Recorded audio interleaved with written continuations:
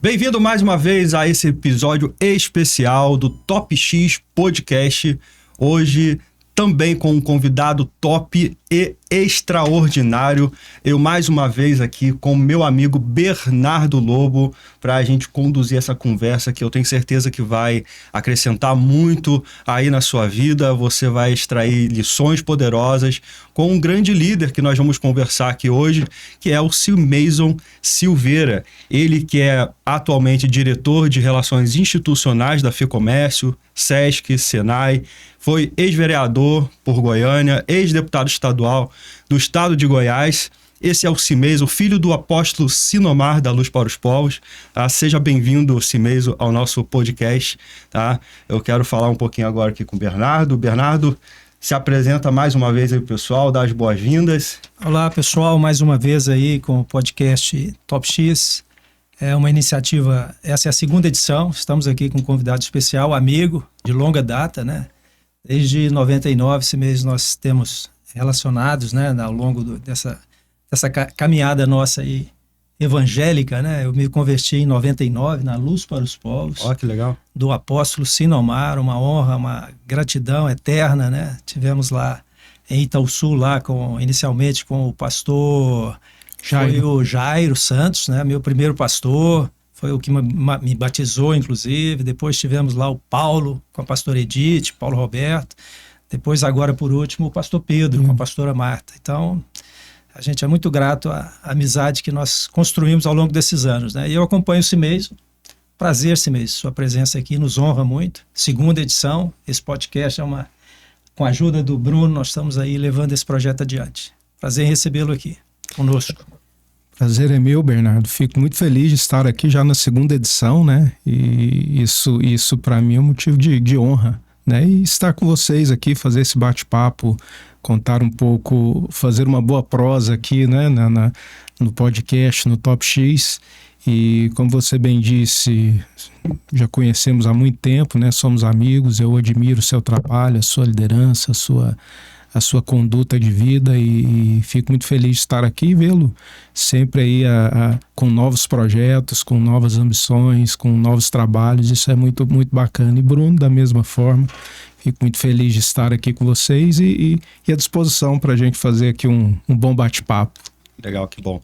Bom, todas as vezes que nós recebemos e vamos receber pessoas aqui top, exponencialmente extraordinárias, né? Que essa é a ideia do X do podcast. Nós recomendamos que você que está aí tome nota e fique atento, porque essas histórias que vão ser contadas vão inspirar a sua história de vida também. E, Simeison, fala um pouquinho pra gente como que começa a sua jornada, o que te inspirou a chegar onde você chegou hoje. Conta para nós um pouco o começo de caminhada, o Gênesis. Pode começar da infância, viu, Simeison? A história é longa. Pega os pontos que realmente foram marcantes, né? Bacana. Traz para nós aí, para a gente conhecer você, não só nós, mas aqueles que vierem a compartilhar do vídeo, né? Então você vai poder ter a oportunidade aí de se apresentar desde a sua infância, vamos dizer assim, né? Isso é interessante, pais, né? Igreja. Exatamente, para as pessoas entenderem um pouco a nossa trajetória, a nossa história. Bem, eu nasci em um lar cristão, né? Um lar evangélico. Meu pai veio para Goiânia fundar um ministério, que foi o Ministério Luz para os Povos. Então ele é o fundador, esse ministério que hoje está no estado inteiro, no país todo, no mundo inteiro, em todos os continentes. Hoje somos mais de 300 igrejas. O meu pai, ele nasceu em Nerópolis, foi criado em Anápolis e estudou em Belo Horizonte. Uhum. E aí veio para Goiânia, começou ali com um pequeno grupo de 30 pessoas na Fama, quando a Fama não tinha nada, não tinha asfalto, era um fazendão ali. E é interessante que Fama não existe o setor Fama, né? Existe a região da Fama, que são vários setores e vilas ali, porque a Fama era, à época, uma fazenda da Fundação de Amparo ao Menor, né? E quando se olhava para a região, falava região da Fama. Então, meu pai começou ali, no meio daquela fazenda ali, no meio do nada, com um grupinho de 30 pessoas e enfim, foi parar no Brasil inteiro, no mundo inteiro, e hoje é um ministério respeitado no mundo inteiro. E eu nasci nesse ambiente, né, onde meu pai e minha mãe era gerente de banco, minha mãe foi... Você nasceu já com a igreja fundada? A igreja já tinha iniciado? Já nasci, meu pai tinha iniciado, né? E a minha mãe era gerente de banco, gerente do Bradesco, foi a primeira gerente mulher do Brasil, do Bradesco. Minha mãe era uma mulher extraordinária, uma visão administrativa fantástica, e ela era uma mulher muito promissora, de liderança muito forte, tanto é que quando ela assumiu esse cargo de gerência, foi notícia nacional, saiu no Jornal Nacional, a primeira mulher em 83 a ser uma gerente de banco, e isso foi notícia na época. E eu sempre aprendi muito, né, nesse ambiente, tanto a visão administrativa das coisas, né, muito com a minha mãe, e a parte religiosa, muito com meu pai, também com a minha mãe. Minha mãe, quando estava no auge da carreira, deixou tudo para ajudar o meu pai, né? Minha mãe tinha recebido o convite para ser a primeira diretora nacional, foi quando ela abriu mão para ir para o ministério. E aí eu cresci nesse ambiente. E eu sempre fui uma pessoa que busquei minha independência muito cedo. Eu comecei a trabalhar com 14 anos, né, com meu irmão. Ele tinha um estúdio de gravação, e aí ele foi trabalhar no banco, e eu cuidava à tarde e ele à noite. Aí comecei, depois fui para o banco também, tive uma passagem pela Asbace, que era uma associação de bancos. Eu fazia a compensação do Banco BRB. Então passei também pelo banco, depois fui me aventurar no comércio, né? Fui comerciante por bons anos, né? Eu trouxe para Goiânia aquelas lojas de R$1,99, isso há muitos anos atrás. Olha só, que história, hein? Quando era algo que não existia ainda, e isso arrebentou, foi, né? Criou um... Isso foi em que ano? Isso foi 97, 96. Por aí. Já tem... Eu vou precisar o tempo daqui a pouquinho, mas é um bom tempo. E aí eu fui mexer com lojas, atacadistas, fiquei um bom tempo nisso. Depois fui mexer com escola, com a minha mãe. Me formei em História, né, justamente para poder ajudar na nossa escola. E, enfim... Fui trabalhar em várias frentes. Tive lanchonete, assim, já me aventurei em várias áreas. E a questão política, ela veio num momento que eu não pensava em política. Antes de falar de política, você mesmo esclarece um fato. E a igreja? Quando é que ela entrou na sua vida depois que... Nessa fase, né? A igreja eu nasci dentro, né? Tá, mas como ministério, você é pastor? Sim, hoje não mais, né? Não mais. Não exerço. Fui pastor de jovens na igreja por um período, em torno de 10 anos eu exerci, né? Eu lembro de você na liderança. Estive à frente. E quando veio a vida pública, ela me tomou muito esse espaço, e foi uma decisão, né, entre família, que eu seguisse esse caminho. E meus irmãos são muito envolvidos, né, na igreja, são pastores. O meu irmão do meio assumiu agora a presidência do Ministério Luz para os Povos, com o falecimento do meu pai, o Jonatas. O meu outro irmão mais velho é pastor também, no Urias. Eu estou na igreja, né, continuo ajudando ali no que eu posso, mas não exerço hoje o pastorado. Sim mesmo, e me responde uma dúvida que me veio aqui agora. Teve um fato que ocorreu na sua família, não sei se foi com você ou se foi com um dos seus irmãos que eu ouvi essa história, acho que é contada pelo seu pai, o apóstolo Sinomar, de uma queda de alguém de uma árvore, e que essa criança parece que inclusive faleceu, e houve ali um mover de Deus ali através da fé, e essa pessoa é você? Meu irmão, é o Jonatas. É o que está à frente do ministério hoje. Ele caiu de uma árvore, né? Foi, ele caiu de uma árvore de 12 metros, né? Ele tinha na época... Tinha que ser 12, né? 12. E ele tinha 12 anos. 12 anos. E ele caiu de costa, né? De uma altura grande. E aí foi um desespero ali na vizinhança. A vizinha que pegou, gritando. E meu pai foi acolheu ele, e quando pegou ele desfalecido, levou para dentro de casa, ele já frio ali, sem respiração, sem batimento. E aí ele lembrou daquela passagem de Elias, de Eliseu, né? Seu pai. Que ficou em cima de uma criança e clamou a Deus, e a criança voltou à vida. E ele então pediu para todo mundo se retirar ali, pôs o meu irmão na mesa, né? Ele tinha 12 anos. Tinha 12, eu tinha 10. E vendo aquilo ali, todo mundo apavorado, ele pediu para todo mundo sair, colocou meu irmão na mesa e deitou em cima do meu irmão e começou a clamar a Deus, a orar, a pedir a restituição, e meu irmão retornou, né? Retornou a vida ali naquele momento, e isso foi muito impactante ali na vizinhança toda, né? Tanto é que praticamente todo mundo ali que estava naquele momento ali se converteram, passaram aí para a igreja. E porque assim, foi muito impactante para todo mundo, porque ele passou vários minutos ali sem vida já, sem respirar, sem batimentos. E você foi muito impactante isso. Teve alguma situação de vida ao longo da sua infância que teve algum fato assim marcante nesse aspecto? Não, com relação a acidentes, assim, a coisa, eu sempre fui mais conservador. Eu sempre fui mais comportado. Mais comportado.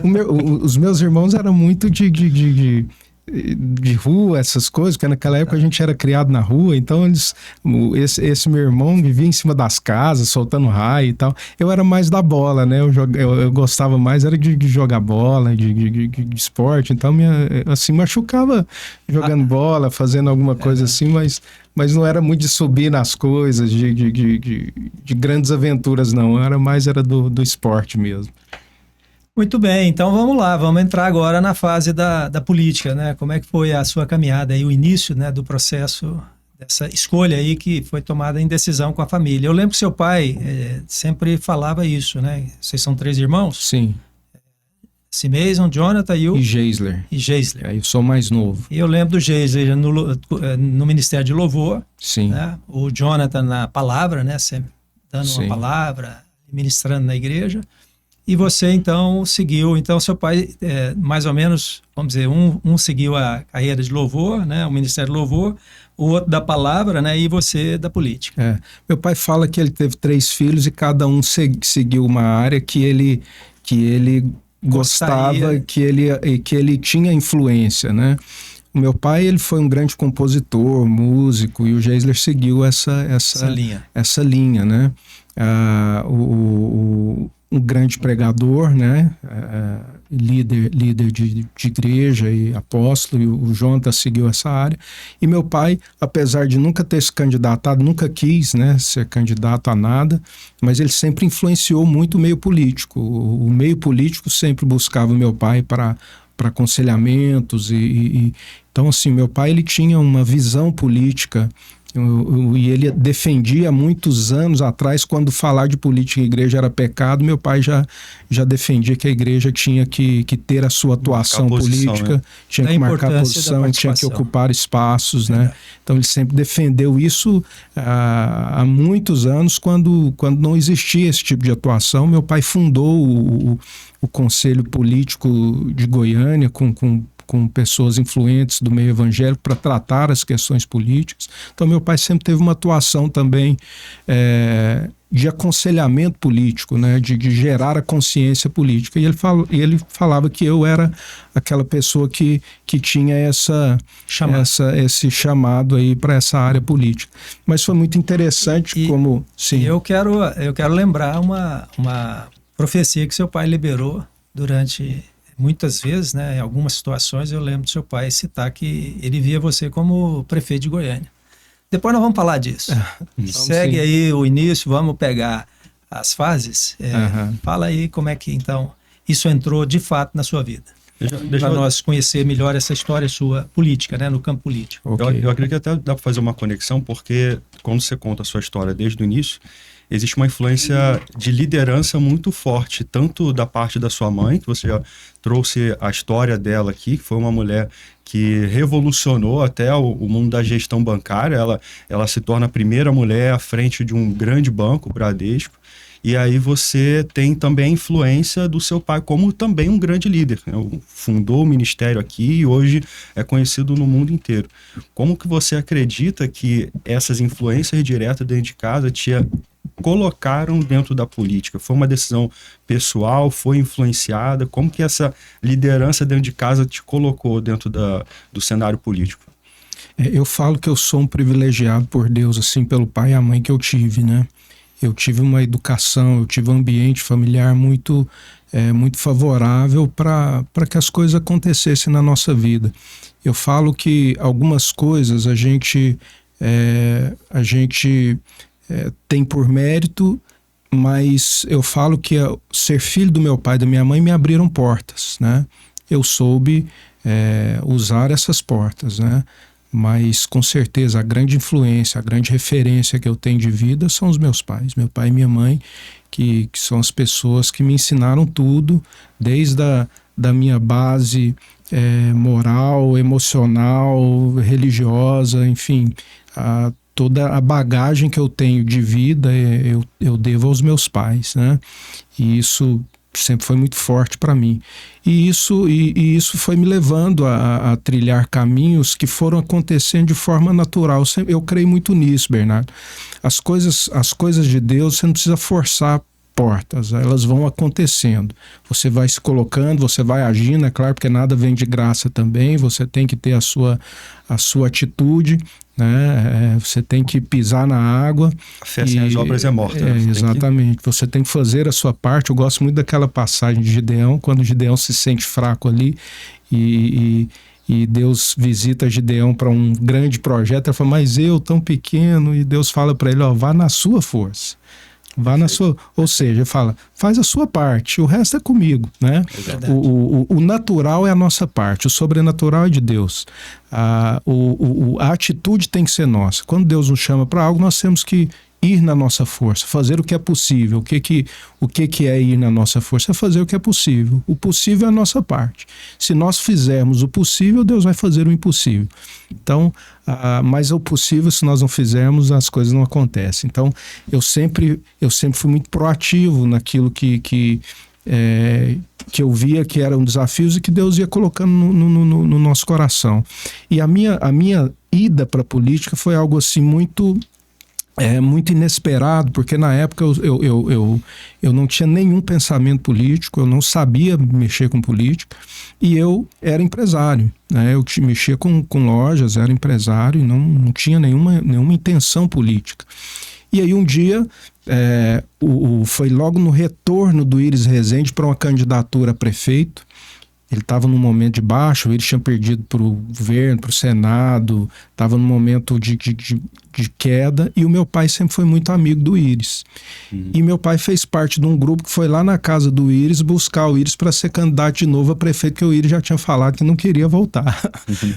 Não queria mais. Meu pai fez parte do grupo, foi lá convencer o Íris a voltar, e quando o Íris resolveu voltar, o meu pai me pediu para ajudar. Eu falei, mas pai, eu não tenho conhecimento nenhum, e não sei mexer, era a eleição do Íris, o grupo estava pequeno ali no retorno dele. E aí eu me lembro que na época o doutor Euler de Moraes, era deputado federal, falou, não, mas eu preciso de um jovem para cuidar da parte da juventude da campanha. Eu falei, eu ajustei ali o tempo, né? Era empresário, falei, eu vou dar uma contribuição aqui no que eu consegui e tal. Ajudei na campanha. Terminou a campanha, voltei, né, para as minhas atividades. O Íris foi almoçar na casa do meu pai uma semana depois da eleição. Aí, no almoço ali, eu participei, né? Eu, meu pai, o Íris, o doutor Euler estava, mais umas 2 pessoas. E aí, no almoço, o Íris, na mesa, falou, mas agora eu quero que você vá comigo para a prefeitura. Preciso que você vá comigo para o gabinete. Eu falei, não, prefeito, eu tenho meus negócios, tenho minhas coisas, não tem tempo para isso. E E ali ficou aquela conversa assim, ele insistindo, mas eu tinha dito não. Passou uns 2 dias, meu pai me chamou de novo, falou assim, o Iris quer que você vá, você precisa ir, precisa ajudar. Eu falei, mas pai, tem minhas coisas. Eu tinha um sócio na época, a gente conversou, falou, você cuida aí, vai cuidando que eu vou tentar dar uma ajuda lá, depois eu com o tempo eu volto. O Iris, muito visionário, né? Talvez naquele momento que você está envolvido na campanha, já viu que existia um potencial político ali para ser despertado. O Iris tinha um olhar assim, muito clínico para a política, né? Ele sabia, tanto é que grandes nomes hoje que estão aí, foi o Iris que trouxe para o processo, né? E vou até citar alguns nomes aqui da época, vai chegar nesse momento. Então o Iris, aí eu aceitei, resumindo a ópera, aceitei e fui para o gabinete do Iris. Eu cuidava da parte administrativa do gabinete, fiquei 1 ano dentro do gabinete dele. Ali foi uma escola imensa, porque eu via a atuação, a forma do Iris gerir as coisas, o comando que ele tinha, era algo impressionante. E passei 1 ano no gabinete. Depois de 1 ano ele me pediu para presidir o Banco do Povo. O Banco do Povo era um órgão municipal de fomento de microcrédito para pequenos empreendedores, e à época tinha tido um problema sério lá, e ele pediu para que eu fosse e assumisse o Banco do Povo. E aí eu fui, assumi o Banco do Povo, fiquei o restante da gestão dele lá como presidente do Banco do Povo. Fizemos um projeto ali muito audacioso de fechar um ciclo para o microempreendedor, de forma que ele chegava ao Banco do Povo, nós fazíamos todo um processo de qualificação dele, de capacitação dele, financiávamos o negócio dele e acompanhávamos todo o negócio dele até ele conseguir se estabelecer. Então a gente criou um ciclo muito virtuoso ali dentro do Banco do Povo, e isso me projetou muito. E aí nesse momento foi quando eu me lembro direitinho, aí entrando na questão que você falou, desse olhar clínico do Iris. Ele me chamou para uma reunião, não sabia o que era, e aí eu chego na sala, estava eu, Daniel Vilela, Agenor Mariano, Francisco Júnior, éramos isso. E todos nós éramos secretários do Iris. Eu, Banco do Povo, Agenor Mariano, secretário de administração, Francisco Júnior era secretário de planejamento, e o Daniel Vilela estava ali no dia a dia também da prefeitura. Ele chamou nós 4 ali e falou, olha, eu preciso que vocês sejam candidatos a vereador. Vocês estão aqui na minha gestão, eu preciso dar uma melhorada na Câmara, a Câmara está com uma qualidade muito ruim, eu preciso de gente minha lá, eu preciso que vocês se candidatem. E aí, só que todos eles já eram do meio político, né? Já estavam planejando candidatura, tanto é que todos tiveram êxito. O Francisco Júnior foi vereador comigo, foi deputado estadual, foi deputado federal, hoje presidente da Codego. O Agenor Mariano foi vereador, foi vice-prefeito, hoje uma grande liderança do MDB, o Daniel Vilela, o vice-governador. Enfim, todos aqueles que eles chamaram ali tiveram um êxito, né? E aí todos ali animados com a questão. Eu não sabia nem do que se tratava a reunião. Eu fui o único que falei assim, mas Iris, eu não sei nem o que é uma campanha, não sei o que é, não tem como disputar a eleição, não sei fazer isso. Aí eu falei, não, nós vamos te ajudar e pode deixar e tal. Eu falei, não, eu deixo eu quieto aqui, eu não sei mexer com isso não. E novamente falei, não, foi aquele que disse não, né? E aí vem meu pai novamente. O Iris falava com meu pai me chamava e falou assim, mas é pra você ir, é pra você ser candidato. O Iris chamou, é pra você ir. Reeleição do Iris. Na reeleição dele. Na reeleição dele, é pra você sair candidato, é importante, eu vou te ajudar. E aí foi quando eu saí candidato naquele pleito, assim, muito pelo chamado do Iris e pela convocação do meu pai, né? Fui candidato e fui o 6º mais votado naquela eleição. Que ano foi? Foi 2006, se eu não me engano, 2006. 20 anos atrás. Então eu tive a 6ª maior votação na época, sem nunca ter disputado, né?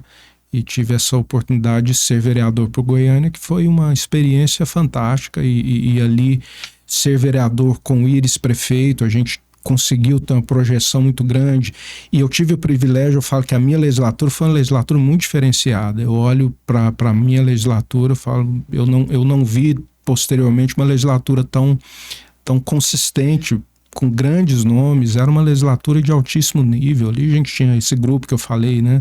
Tinha o Daniel, tinha o Francisco Júnior, Genor Mariano, nós tínhamos o ex-ministro Irã Saraiva, enfim, era uma Câmara muito diferenciada, assim, com debates de altíssimo nível, de vereadores que posteriormente foram daquela leva ali, se tornaram deputado estadual Virmondes, Henrique Arantes, Charles Bento, deputado federal o Elias Vaz. A oposição da casa era uma oposição muito, muito boa, de muita qualidade. Então era uma legislatura muito diferenciada, com grandes nomes assim. E eu lembro, Simeison, que você tinha uma equipe também de alto nível, né? Que te assessorava, né? Isso eu sempre prezei muito por isso, em ter uma equipe que respondesse aquilo que a gente queria entregar.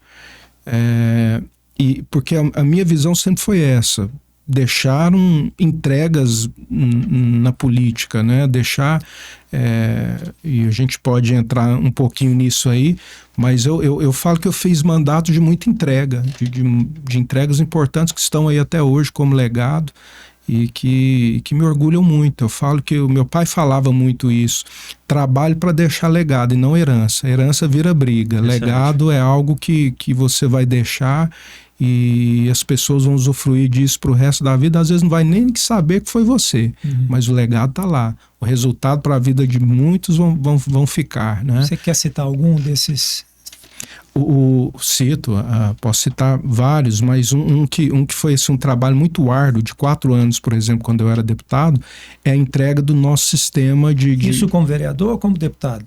É esse que eu estou falando como deputado. Tá. Mas você teve um mandato, então, de vereador, e em seguida você tive um mandato de vereador e 2 mandatos de deputado estadual. O vereador, ele não coincide com a eleição de deputado. Então você foi na primeira eleição para vereador, ficou 2 anos sem mandato e aí entrou... Não, eu não citei que eu fui candidato antes eu fui candidato a deputado estadual, né, no meio do caminho aí. E aí eu fiquei na primeira suplência. E quando terminou o meu mandato de vereador, eu disputei a eleição a prefeito de Goiânia. Você foi candidato a prefeito? Fui candidato a prefeito de Goiânia.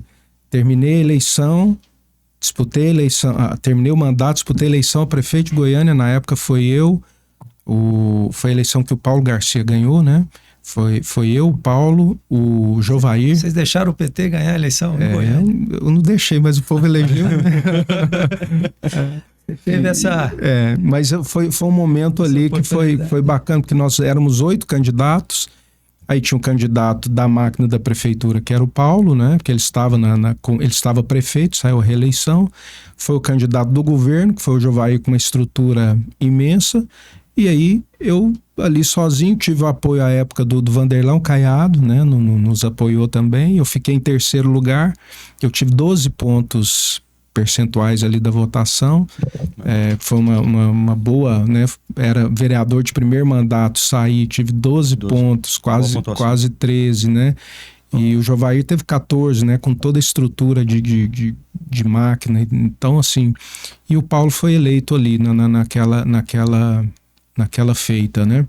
Mas foi uma experiência muito bacana. E assim terminou a eleição, eu já assumi para deputado estadual, então emendei o mandato de vereador, candidatura a prefeito, já assumi para deputado estadual e reelegi novamente a deputado estadual. Então a nossa linha do tempo é essa aí. Aí terminou o mandato, né, de deputado estadual. A minha última eleição eu perdi para deputado estadual, perdi por 600 votos, tive uma boa votação, mas aquelas questões de legenda.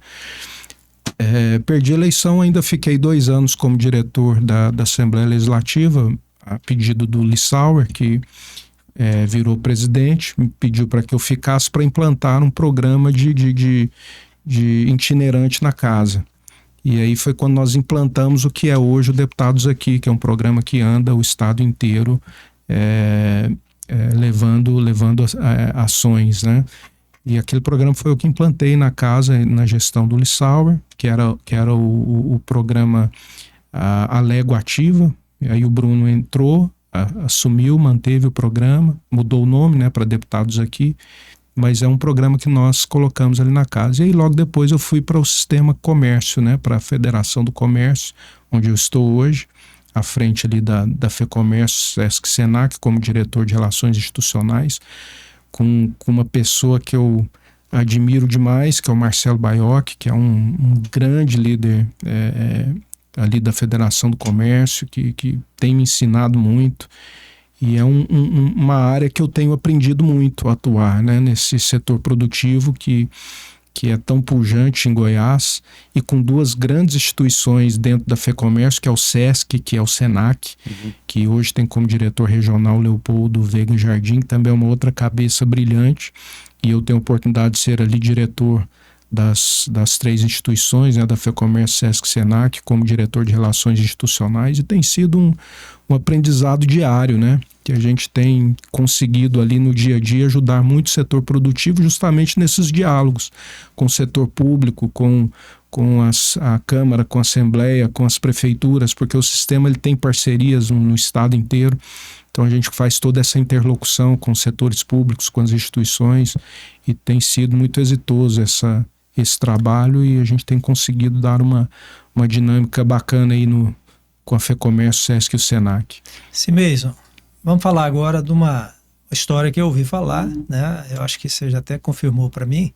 Você é pré-candidato a deputado estadual, por qual partido? Você está aliado com qual possível candidato a governador? Nós temos aí a possibilidade, claro, Daniel Vilela, né? Assume o governo, é candidato natural da sucessão do Ronaldo Caiado.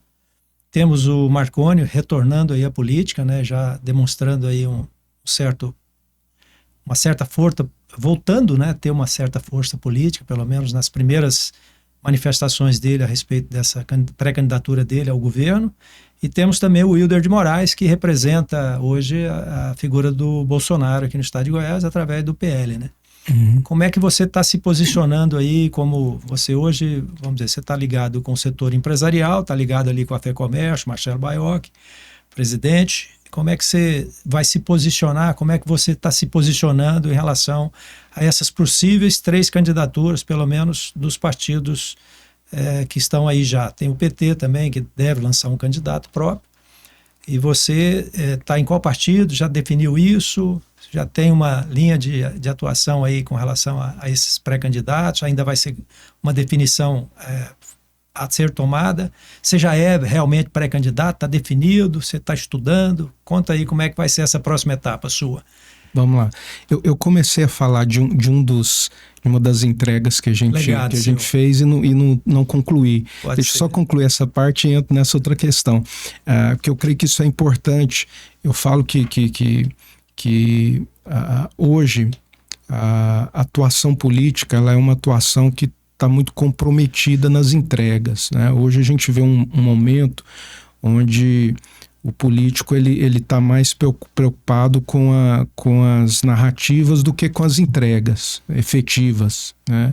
E isso é preocupante porque a produção política hoje ela está muito comprometida. E eu sempre busquei muito deixar boas entregas com o mandato. E uma delas, quando ainda era deputado estadual, foi toda a regulamentação do setor energético de Goiás, que eu era presidente da Comissão de Minas e Energia, no momento que a questão energética em Goiás estava um caos total, e eu comecei a ser muito cobrado com relação ao que nós faríamos no momento de crise.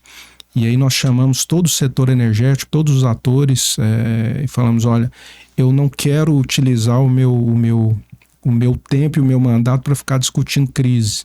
Porque crise todo mundo sabe que nós estamos num momento muito difícil, setor energético em colapso. Então nós temos que buscar soluções. Se vocês quiserem buscar soluções, eu estou aqui para a gente juntar as forças e a gente buscar soluções. Foi quando nós criamos o Fórum do Setor Energético.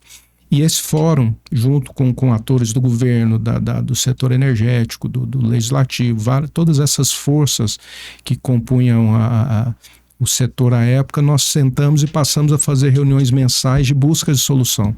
Foi quando nós começamos a achar saídas importantes. Hoje nós temos uma regulamentação feita pelo setor energético, onde nós conseguimos regulamentar todas as fontes de energias renováveis, que nós não tínhamos uma regulamentação em Goiás. Por exemplo, nós conseguimos trazer para Goiás uma nova opção energética que é a energia fotovoltaica, que naquela época praticamente não existia em Goiás, não tinha uma usina em Goiás, não tinha nada do setor fotovoltaico em Goiás, com o grande potencial que nós temos. Sim. Então, naquela época, o estado de Goiás era o 22º em produção de energia fotovoltaica.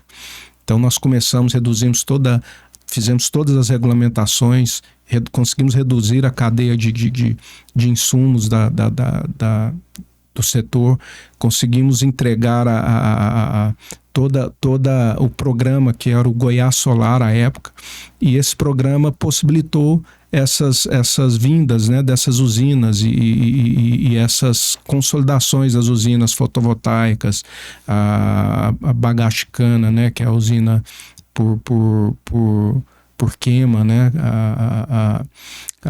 E tudo isso, hoje você anda no estado de Goiás, você vê aquelas usinas fotovoltaicas, conseguimos criar um novo setor econômico e conseguir ajudar a resolver um problema, né, do estado. Então, assim, tudo isso são legados que ficam, né, através de ações nossas que foram importantes para o estado eu cito outros, né, como a CNH Social, que é um programa nosso também. À época, ficamos ali bons anos estudando isso junto com o governo para poder entregar essa lei, né, que conseguimos entregar também. Hoje aí beneficia milhares e milhares de pessoas, muita gente nem sabe que foi a gente que fez. E aí vai, leis, na época eu era vereador, por exemplo, que a gente tinha embates, mas que hoje não se usa muito banco, né? Mas naquela época usava, e nós conseguimos fazer leis como a lei dos assentos, né? Que as pessoas esperassem sentadas nos bancos. Então foram interessantes, e assim vai, várias leis, várias discussões importantes que nós fizemos no estado, que ficaram aí como grandes legados. Deixa eu concatenar alguns pontos. Antes de responder a pergunta do Bernardo, vamos criar um suspense, né? O espectador está querendo saber, né? Mas você veio da vida privada, né, como gestor, né, ligado à área do comércio, reluta um pouco para entrar na vida pública, faz essa caminhada dentro da vida pública, depois você entra para uma instituição, né, que hoje você é diretor, que justamente tem uma função também de fazer essa interlocução privado-público, né? E agora caminhando para uma nova jornada política, né? Você vai responder ainda, mas a gente imagina que seja esse o objetivo. Quando você entra pela primeira vez na vida política, qual foi o maior desafio que você enfrentou, né, já chegando? Porque como gestor na vida privada, você tem legalidade para poder criar os cenários, fazer os ajustes necessários, mas na vida política a gente sabe que existem diversos desafios. Esses desafios certamente promoveram você à posição que você ocupa hoje e certamente te promove ainda mais para um novo cargo político, né, com mais bagagem, mais know-how, né? E como foi essa visão quando você chega na vida política? Tá? E como você enxerga dentro de um novo possível mandato, dentro de um cenário de tantos desafios que nós estamos enfrentando hoje, né, com essa nova cabeça que você tem, com a experiência acumulada, como você se vê dentro desse novo mandato com outros desafios novos que podem surgir? Bacana. Assim, falo que tudo na vida, quando a gente começa, a gente apanha um pouco, né? Todo novo desafio exige muito que você enfrente de cara e tenha resiliência para você ir conquistando o seu espaço. A vida pública, eu falo que nada na vida é dado, né? Esses espaços de poder, seja político, em qualquer área da vida, eles são conquistados. É uma conquista e isso é um processo diário. Quando eu chego na Câmara, eu chego completamente alheio ao que era a estrutura da Câmara. Eu falo que a minha vantagem foi que eu cheguei na Câmara dentro de um grupo consistente, ligado ao prefeito e que fez o presidente. Nós, na época, éramos um grupo de 6, eu, o Agenor, Francisco Júnior, o ex-ministro Irã, o Daniel também? O Daniel também. E nós tínhamos um grupo de 6 ali que éramos muito ligados ao Íris. E esse grupo conseguiu, junto com a influência do prefeito na Câmara, fazer o presidente que era desse grupo nosso, que era o Francisco Júnior, né? Foi o nosso presidente ali. Então isso me facilitou entrar na Câmara já dentro de um grupo que fez o presidente. E eu captei rapidamente uma coisa que o Irã falava, o ex-ministro Irã falou, olha, domine o regimento da casa. Se você dominar o regimento interno, decora. Ele pegava o livrinho do regimento e falava, decora isso aqui, decora. Porque se você tiver isso aqui na mente, ninguém vai te passar a perna. Sim mesmo, um assunto polêmico. É conversa que a gente ouve. Eu nunca vi isso de fato. Eu fui vereador no interior, né? Fui até presidente da Câmara lá. Minha história é sui generis na eleição, né? Mas a gente ouve, né, história de que quando há uma eleição aqui em Goiânia para a presidência da Câmara, que o vereador que fecha o acordo é levado para um local isolado, sem celular, e ali ele fica até no momento que é a hora da votação para ele vir e não ter nenhum tipo de interferência naquela decisão que ele tomou. Eu sei que é realmente por aí, mas eu só queria saber se realmente procede esse tipo de informação que a gente tem de cá de fora. Lá, você esteve lá dentro, mais ou menos você deve conhecer alguma coisa semelhante a isso aí com relação à eleição e outras votações importantes. Mas nesse caso da eleição de um presidente, acontece isso mesmo? Acontece. Pega o vereador, fala assim, fechamos. Então, solitária. Dá seu celular aí e vamos ali para uma chácara, você vai ficar lá, no dia da votação você já vem direto, sem interferência, para a mesa de votação. É por aí, mais ou menos? É por aí. Quando fecha o grupo que dá o número para fazer o presidente, aí a turma fecha um dia antes, já vai para uma chácara para ir todo mundo junto e fazer a votação para ninguém no meio do caminho ali se debandear. Olha só. E já aconteceu coisas interessantes nisso aí, Bernardo. Eu não era vereador na época, né? Essa época eu estava no gabinete do Íris. Vou citar aqui como curiosidade, porque já passou o tempo, não vou citar nomes aqui, mas o fato é interessante. O Íris era prefeito, juntou o grupo de vereadores ali, foi lá para dentro eu estava, né, como assessor do Íris na época, participei de tudo, vi tudo e estava lá dentro. Aí o grupo tinha escolhido um presidente e aí foi lá para dentro do gabinete do Íris, o Íris deu ok, falou, então tá bom, fulano é o presidente, fulano é o presidente, sentou todo mundo ali, deu as mãos, fizeram uma oração, um fez a oração e o outro leu a Bíblia. E o grupo ali todo concordou, saiu dali, foi para a chácara, já era um final de tarde, foi para a chácara, passaram a noite ali e dali foram para votação na Câmara. Quando chegou na votação da Câmara, do caminho do estacionamento pro plenário para fazer a votação, conseguiram tirar 2 e levar para o banheiro. Ixi. Levaram 2 para o banheiro, porque na época tava diferença de 1. Então se eles tirassem 1 ou 2 pro outro lado, e aí o que fez a oração lá no grupo e o que leu a Bíblia foram os 2 que eles levaram pro banheiro. Não sei o que fizeram lá dentro desse banheiro, o que trataram lá dentro, que o que leu a Bíblia virou presidente, o outro que fez a oração virou vice-presidente no outro lado.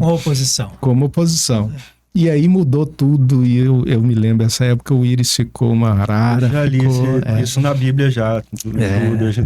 Uma hora eu vou compartilhar uma história minha, mas aí não é o caso agora. Mas é por aí. Mudou, a coisa é o seguinte. Do caminho do estacionamento pro plenário mudou tudo. Então passaram a noite lá, foram juntos, mas numa etapa ali de 5 minutos mudou tudo. A dica é fazer a correntinha, todo mundo ficava abraçado para não se desviar do meio do caminho. Mas eleição acontece de tudo. Mas são sempre muito acirradas, né, as eleições para presidente da Câmara, com exceção dessas últimas, né, que o Policarpo tem conseguido manter aí o ritmo, né? Mas as que eu participei e vi de fora sempre foram muito acirradas. E a sua candidatura, pré-candidatura, como é que está essa novidade aí? Você passou, teve a experiência, né? Como diz o Bruno aqui, passou por outra experiência agora no empresário, né? Junto à FEComércio, como diretor institucional lá, e precisa desincompatibilizar do cargo quando numa pré-candidatura? Não, na federação não, porque não é cargo público, lá é CLT, né? Então é um outro regime. Mas como é que está a sua programação para essa pré-candidatura?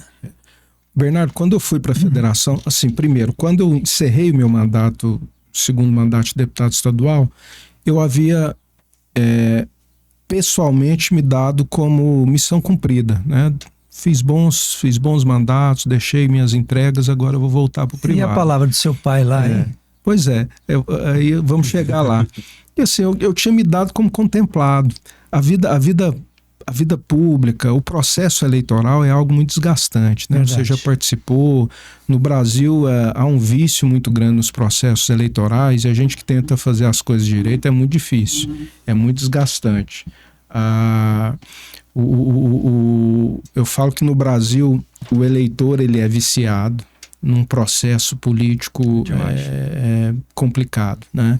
Então às vezes o eleitor e acaba que a corrupção no Brasil ela é algo muito cultural, né? Ela não é só do político. Eu falo que a política ela reflete, ela é um retrato exato do que é a sociedade. Às vezes a sociedade olha para a política e aponta o dedo, mas ela é o retrato fiel da sociedade. A política tem de tudo, tem o cara bom, tem o cara bem intencionado, mal intencionado, pilantra, falastrão, tem de tudo. Como é a sociedade? Quem elege o político é a sociedade. A casa do povo, lá estão. Deixa eu te falar uma sugestão que eu daria para uma lei, onde, da mesma forma que o político corrupto ele é punido, né? Quando ele é pego, por exemplo, em compra de voto, né? Como candidato, eu fui candidato 5 vezes, eu sei mais ou menos como é que o eleitor funciona em período eleitoral, né? A característica muda totalmente. Da amizade passa a às vezes um outro tipo de relacionamento voltado para os interesses particulares. Mas eu dizia assim, nós precisamos criar uma lei que pune o eleitor também. Eleitor corrupto que chega com proposta de vender o voto dele em troca de algum tipo de benefício, né? Pessoal, particular, individual, sem olhar o interesse da comunidade, precisaria ser da mesma forma que o político ele é punido quando ele compra um voto, quando ele adquire uma eleição, compra uma eleição com recursos através de compra de voto mesmo, né? Negocia. E o eleitor não tem. O eleitor, ele aproveita dessa situação, muitas das vezes, e até constrange o político. Muitas vezes eu fui constrangido, você sabe muito bem do que eu estou falando, do eleitor chegar para a gente e fazer propostas que, vamos dizer assim, no meio policial totalmente contrário aos princípios que a gente defende, né? E você, aí naquela situação, você fica assim com cara de pastel, né? Vamos dizer assim, você fica muitas vezes sem reação em algumas situações, porque são pessoas que às vezes você tem um certo relacionamento.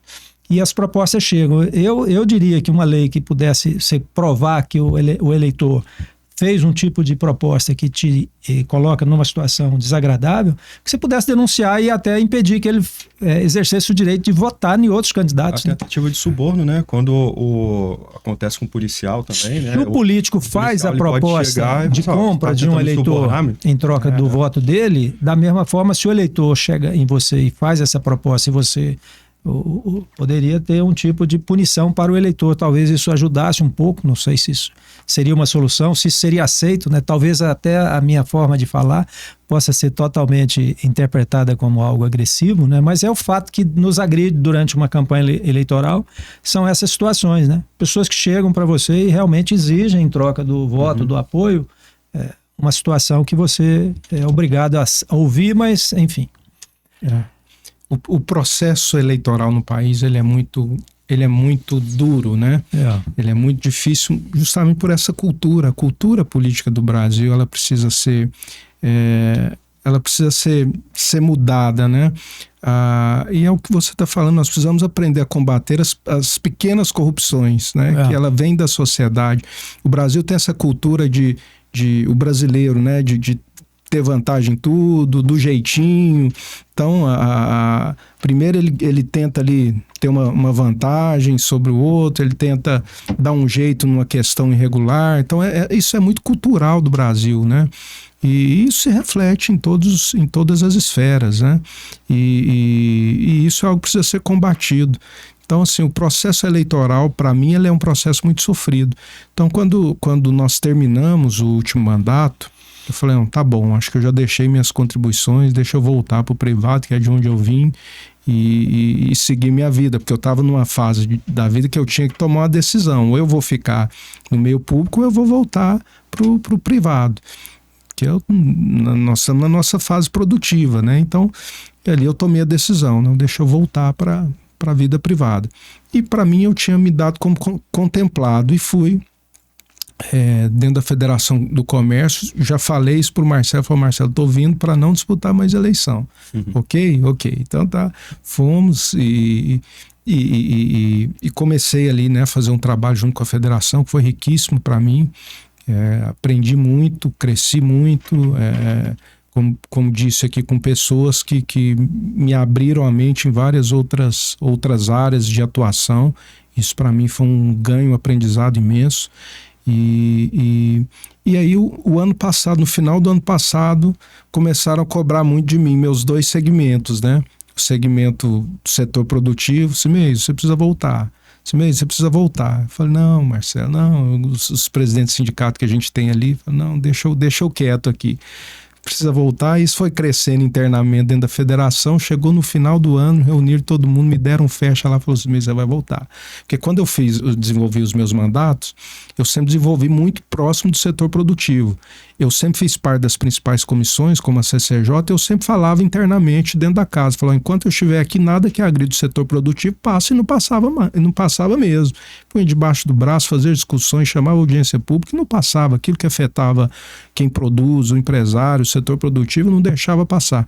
Acabou se tornando uma voz bem representativa muito, e esse reconhecimento vem, né? E eles mesmo, tanto é que eu fui para a federação muito por isso, né? Pela minha proximidade no mandato de proteger o setor. E aí começaram a me cobrar assim mesmo, nós não tem ninguém lá do seu perfil hoje, você precisa voltar, você precisa fazer o trabalho que você fazia novamente, tal. Começou essa cobrança. E no final do ano me deram literalmente um cerca lá e foi bem assim, você vai voltar. Falei, eu vou voltar, né?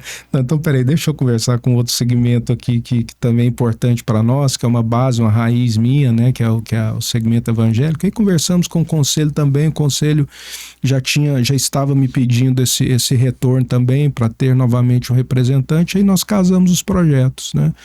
Então eu venho novamente o ano que vem, né, dentro de uma decisão de grupo, fazer essa tentativa de retornar ao mandato para voltar para o front, que é o que eu tenho falado aí de uma campanha eleitoral que é muito difícil, né?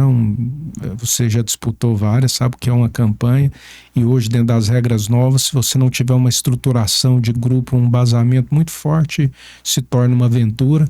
Então a gente está reconstruindo esse projeto, Bernardo, Bruno, para retornar o ano que vem para uma candidatura a deputado estadual. Então a gente está nessa fase de reconstrução, né? Esse mesmo. Deixa eu levantar um assunto polêmico, que para mim é polêmico. Quando eu imagino política, né, com a minha crença, desde então, eu me converti lá em 99, né, na época não sabia o que era Novo Testamento, Velho Testamento, aos 40 anos de idade, nunca tinha lido a Bíblia, não tinha essa experiência que a gente acabou adquirindo ao longo desse processo, dessa caminhada, conhecendo a palavra, ouvindo ministrações. E as experiências vieram, né? E eu fico, às vezes, preocupado porque o nosso vamos dizer, o nosso estado, o nosso país, né, é muito religioso, né, na questão da idolatria, inclusive, né, com relação à Igreja Católica. E eu vejo muitos políticos evangélicos, né, que são conhecedores da palavra e tudo, e que em determinadas situações estão ali no meio daqueles rituais, onde a gente sabe que há um culto à idolatria, né? Você como político, como é que você se posiciona com relação a isso? Porque para mim é triste, é frustrante, né? Num determinado momento, depois que a gente apoia um candidato evangélico ali, que tenha o conhecimento da importância do nosso posicionamento diante de Deus, antes até mesmo do que diante da própria população, diante do próprio eleitor. Eu, por exemplo, nas vezes que eu fui candidato, teve gente da minha família que não votou em mim porque eu era evangélico. E eu sempre tive posições claras com relação à idolatria, com relação a essas doutrinas que são contrárias à Bíblia, né?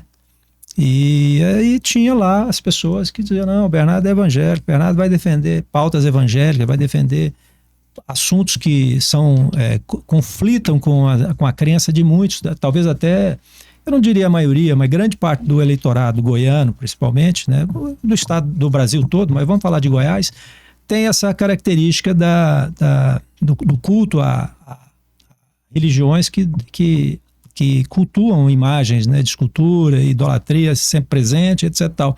E aí você pega um eleitor, um candidato que é evangélico, né, que você sabe que é evangélico, que tem o conhecimento da palavra e tudo, está ali no meio daqueles rituais, né, que cultua a idolatria. Como é que você vê isso? Como é que você se posiciona? Eu sei que há uma certa cultura de se adaptar a esse meio, mas é um conflito que eu sempre penso, né? Se um dia, por exemplo, a gente chegar a ter algum tipo de participação mais efetiva nesse campo aí, eu teria dificuldade de me aliar com esse tipo de prática, né? Então você vê, por exemplo, tem a festa de Trindade lá, que é uma festa que contrária totalmente à minha crença, né? A nossa crença. E aí vão lá os políticos todos e ficam ali naquele ritual, ouvindo toda aquela situação ali que é contrária à palavra de Deus. Basta ler. Eu não sei se é um assunto que você vai ficar à vontade para falar, mas eu te deixo aí esse questionamento. Eu, como eleitor, né, se você for candidato, a gente vai estar naturalmente avaliando a sua candidatura. Nós temos, inclusive, um movimento que a gente está criando, que é um movimento voltado para essa decisão, né, de estarmos juntos em grupo, buscando apoiar candidaturas, né, através desse movimento, que chama MDC.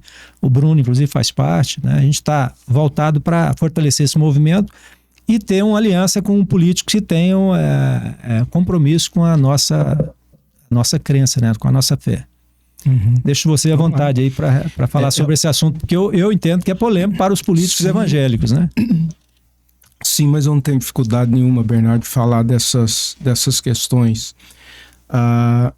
Até porque a gente já exerceu mandatos, a gente passa por muitas situações e às vezes a gente é questionado em várias questões. Primeiro, eu falo que na vida em tudo cabe o bom senso e o equilíbrio, né?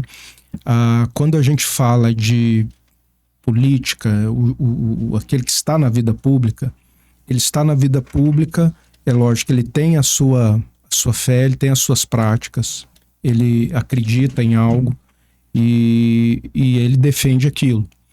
Porém, quando a gente está na vida pública, a gente não está ali por um nicho, a gente está ali por um Estado. E o Estado, ele tem gente de todas as esferas e tipos de pensamento, de práticas religiosas, enfim, cada cidadão tem aquilo que ele acredita e quando fala dessa questão de fé, aquilo que ele professa. E eu sempre trato muito com respeito. Creio que essas questões de religião, eu tenho a minha, quem é evangélico, católico, espírita, eu sempre respeitei, sempre convivi muito bem com todos esses segmentos, com todas essas bancadas, com todos, nunca tive problema de relacionamento, porque sempre respeitei muito. Eu não pratico, mas respeito quem pratica, e creio que no Brasil hoje é um momento que nós estamos precisando muito de olhar para o outro com esse olhar de respeito, de respeitar a fé, de respeitar aquilo que cada um acredita, né? Então, eu tenho a minha fé, professo a minha fé, mas eu sempre acredito no equilíbrio, eu respeito, o Brasil é um país plural, que tem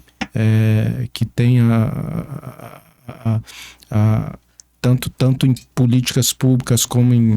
Né, é um país imenso que tem gente de todo jeito. Você tem que saber lidar com as diferenças. Você não vai... Eu falo que na política você vai sentar na mesa com todo tipo de gente. Você senta com aquele que pensa contra você senta com um cara que tem práticas que você não tem, mas você senta na mesa. Você não vai ter a prática dele, mas você tem que sentar na mesa e tem que dialogar. E eu creio que isso falta muito no país hoje. Eu me considero um político de direita, de centro-direita, mas eu sou um crítico hoje da direita no país. Eu acho que a direita está muito caricata, com muito pouca entrega e com narrativas que não unem o país.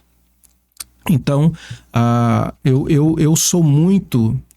das teses, eu creio que as questões ideológicas, Bernardo, aí já entrando por um outro viés, as questões ideológicas, elas são importantes, elas são caras para nós. A gente tem que defender as questões ideológicas, tem que saber defendê-las e nós temos que ter argumento para defendê-las. Porém, as pautas ideológicas, elas não podem ser as principais pautas do país. Veja bem, elas são importantes, nós temos que defendê-las. Mas isso não pode ser uma cortina de fumaça como está sendo, para que o político deixe de fazer coisas essenciais que ele precisa fazer. Então hoje está todo mundo escondido atrás das pautas ideológicas, fazendo cortina de fumaça. É o barulho com pouca efetividade. Com pouca efetividade. E quando você olha, por exemplo, nós acabamos o país acabou de votar uma reforma tributária e o país vai ser a maior carga tributária do mundo. Cadê a direita? Por que ficaram... Eu falo isso com propriedade. Porque nós fomos para Brasília, junto com a CNC, junto com a FEComércio, apelamos para todos esses deputados, nos ajude nessa pauta, isso não está certo, mas ninguém quer entrar mais nessas pautas técnicas, importantes, que dá trabalho de discutir, porque eles preferem ficar discutindo aqui ideologias, fazendo cortina de fumaça, e o pau está quebrando. Está na mídia, né? As políticas públicas estão ficando de lado. O país é um país que precisa ser reformado, Bernardo, em várias esferas. Nós temos que fazer uma reforma política muito bem feita, uma reforma administrativa muito bem feita, para depois fazer uma tributária, e nós fizemos o inverso. Nós estamos fazendo uma reforma política muito lenta, está dando um certo resultado, mas muito lento. Você já está vendo fusão de partidos. Por que eu falo isso?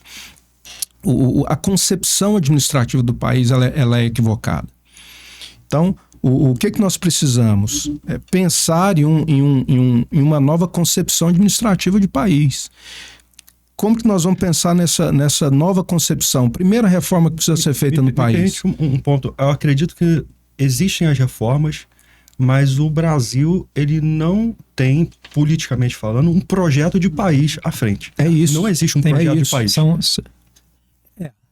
políticas de governos, né? E não de Estado. Não existe um projeto de país. É isso que tem que acontecer. Você falou de legado, né? Que você deixou legado, foi a fala do seu pai, né? Nós vamos precisar marcar um outro podcast para aprofundar nesse assunto, né? Porque isso aí dá um podcast rico. Porque o país ele precisa de um projeto de país. Quando se fala de reforma, você sempre vê reformas isoladas que vão dar muito pouco resultado. Como que você faz uma reforma tributária com um país com uma máquina desse tamanho? Não tem jeito, vai ser uma reforma tributária para aumentar tributos. Essa semana... Então, primeiro, faça uma reforma política bem feita, diminui o número de partidos. Aí faz uma administrativa para poder diminuir e enxugar a máquina pública. Para depois fazer uma tributária para poder tirar a carga tributária e deixar o país desenvolver. O ministro Fux vetou agora o que fizeram? O aumento de número de deputados, ia para 432. Essa semana não é novidade, mas aumentaram os recursos aí para os partidos políticos, né, para as campanhas eleitorais do ano que vem, né? Mas, então, indo para o final... a sua pergunta, então, assim, Bernardo, eu defendo as pautas ideológicas, acho elas importantes, porém eu entendo que elas não podem ser uma cortina de fumaça para a gente deixar de fazer o que o país precisa, o que os estados precisam, o que os municípios precisam. Eu entendo que a nossa direita precisa voltar a pensar mais em um projeto de país, em discutir um projeto de país, em discutir uma união desse país, seja com católico, evangélico, espírita, quem for, respeitando as diferenças e a gente defendendo as nossas pautas, mas com unidade, trazendo todo mundo para pensar em um país. E isso em período eleitoral é impossível, né, Cimês? Então nós vamos poder imaginar isso só a partir das eleições do ano que vem. Os extremos se distanciaram muito, né? Concordo com você. Eu queria ouvir sua opinião. Eu sei dessa dificuldade que temos aí. Vamos já deixar marcado o segundo já com o Cimês. Com certeza. O segundo episódio da temporada. Tem outro assunto também que é inclusive no podcast anterior, que na primeira edição, nós trouxemos aqui o Paulo Bento, que ele é coach, e trouxemos aqui o pastor Edmar, que ele trata de casais que foram separados. Então, eu quero aproveitar esse gancho para... Você teve uma filha agora, né? Com a Alexia? Com a Alexia. É uma nova esposa. É a segunda esposa, minha esposa, né? Eu também sou casado. Casei há 1 ano, novamente. E ela, já veio uma filhinha aí. A Bela nasceu no dia do seu aniversário. No dia do meu aniversário. Que é o mesmo dia do aniversário do seu pai, do apóstolo Sinomar. Que coisa bacana. São coisas que a gente não explica, né? Parabéns. E como não foi programado. Eu imagino, com certeza. E com certeza as coisas de Deus não são programadas. As coisas de Deus são programadas. A nossa... nos surpreende. Nos surpreende. Como é que você tem essa questão? Você sabe que o evangélico, né, principalmente os mais religiosos, aqueles mais tradicionais, quando um casal se separa, normalmente tem uma certa, eu diria assim, um certo preconceito. Sim. Tá bom? A gente tratou disso na primeira edição. E aí, aproveitando, como é que foi essa situação? Você está num novo casamento, como é que você se posiciona dentro da igreja com relação a esse? Sim.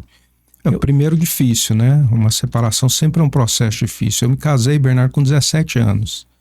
Eu fui uma criança que casei, né? Então, isso me gerou dificuldades, né? Muita coisa positiva e muita coisa que eu não soube lidar. Do primeiro casamento, você tem filhos? Tenho 2 filhos. Tenho a Amanda, que fará 30 anos agora no início do ano, né? Fui pai com 17, tenho 47, então já tenho uma filha de quase 30 e um de 26, fez 26 agora em setembro. Então, vivi muito, né, em função dos meus filhos e me casei muito novo, né, na minha trajetória, com 17 anos e tive um casamento de 20 anos que eu sustentei, né, esse tempo todo, com muito respeito, né, com muita dedicação, sempre fiz aquilo que eu conseguia fazer e entregar, mas tive muitos problemas pessoais comigo mesmo pela forma como as coisas aconteceram. Me separei, foi uma decisão muito difícil, né, pelo meio que eu vivia, né, dentro da igreja, com a família, tudo, não foi um momento fácil, mas era algo que eu era uma decisão que eu tinha que tomar. Eu sei a dificuldade disso, mas era algo que eu não conseguia sustentar mais, né? Então, eu sei que isso tem reverberações e entendimentos de várias formas, mas eu falo que algumas coisas é muito pessoal nossa, né? Nossa com Deus e enfim, a minha questão com a igreja, nada mudou com relação à minha interação com a igreja. Eu sempre permaneci na minha fé, sempre continuei ajudando as coisas da igreja. E é lógico, tem aqueles que te julgam, tem aqueles que vão apontar o dedo e tem aqueles que vão te acolher. Então, eu sempre fui muito tranquilo com isso. Nunca me defendi, né? Nunca fiquei fazendo narrativa ou proselitismo em cima disso, né? Sempre me resguardei e sempre continuei a exercer a minha fé, aquilo que eu sempre fiz na minha vida e respeito a todas as posições, a todos os questionamentos, alguns contrários, alguns acolhem a gente, né? eu falo que só a gente sabe aquilo que a gente passa, né, internamente. Nunca fiz isso palanque de nada, né? Não recomendo ninguém a separar, né? Muito pelo contrário, eu tentei por muito tempo que desse certo, queria que desse certo.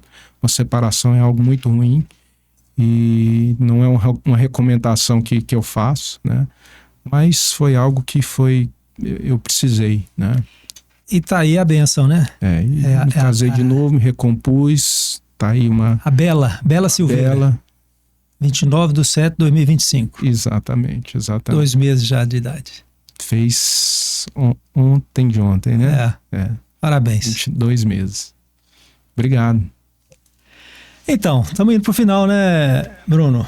Exatamente. Bruno Anastácio. Vamos encerrando aí. Queremos agradecer, viu, Simês? Foi muito bom, importante a gente conhecer mais um pouco da sua trajetória. Espero que o nosso público assista e obtenha aqui conhecimentos, né? Legado, né? Experiência de vida que possa nos fazer melhorar a cada dia. Obrigado, Simês. Eu que agradeço, Bernardo. Fico muito feliz. Fico à disposição aí para Vamos marcar. Os próximos episódios aí, a gente falar essas questões, a gente entrar nessas questões de país, Bruno, é muito importante, porque essa conscientização ela é necessária. A gente entender que nós precisamos juntar um grupo que pense o país, né? Que defenda aquilo que a gente acredita, mas que entenda que existe uma estrutura de país que nós não podemos descuidar dela. Perfeito. Né? Porque isso é preocupante. O momento que nós vivemos hoje, ele é um momento preocupante. Talvez caiba um episódio aí só para a gente falar sobre isso. É importante conscientizar agora a sociedade. Próximo ano nós temos um novo pleito processo chegando. Eleitoral. Então, começar a trabalhar agora para ampliar a consciência da importância do voto, o voto inteligente, certo, pensando não no momento, né, mas pensando realmente numa construção de legado. A sociedade já faz parte disso, já quando escolhe quem vai colocar para representar ela. E você que está nos assistindo, aqui você conheceu um pouco da vida do Cimeison. Conheça todos aqueles que você, porventura, tiver interesse em votar. Conheça a vida, o histórico, o legado de cada um, da onde eles vêm, para onde eles estão mirando, né? Para que a gente realmente mude para melhor o nosso quadro político. Obrigado, Cimeison, mais uma vez. E deixo aqui para o Bruno fazer o encerramento da nossa segunda edição do podcast Top X. Exatamente, Bernardo. Esse foi mais um episódio do Top X Podcast. Mais uma vez, de coração, obrigado, Cimeison, por ter compartilhado sua visão de mundo, sua visão política. Te esperamos para um próximo episódio, para a gente aprofundar mais essa discussão política. Eu tenho certeza que vai agregar bastante também para a nossa audiência. Tá? Aqui embaixo você vai ver as redes sociais do Cimeison, então você vai lá, segue ele também. Compartilha, deixa a sua participação lá nas redes sociais dele, está sempre bem ativo nos eventos sociais da cidade, então vai lá, acompanha, eu tenho certeza que você vai conhecer ainda mais de uma pessoa que tem uma visão bastante equilibrada e um projeto positivo para a sociedade. Bernardo, obrigado mais uma vez, tá? Para você que nos acompanhou, até o próximo episódio do Top X Podcast.